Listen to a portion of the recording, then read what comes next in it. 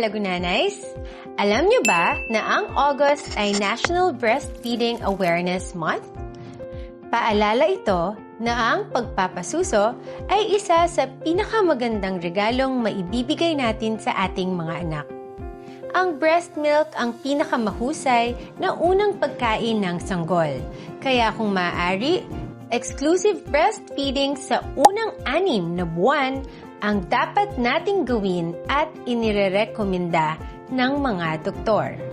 At mga nanay, huwag ding kalimutang alagaan ang inyong sarili.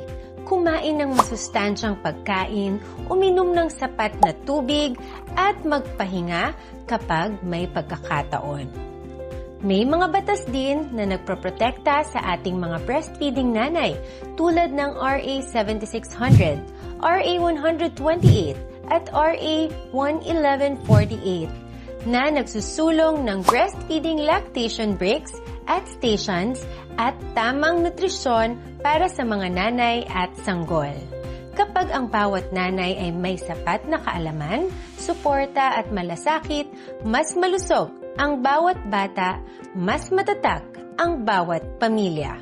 At sama-sama nating masisiguro na atin ang magandang bukas.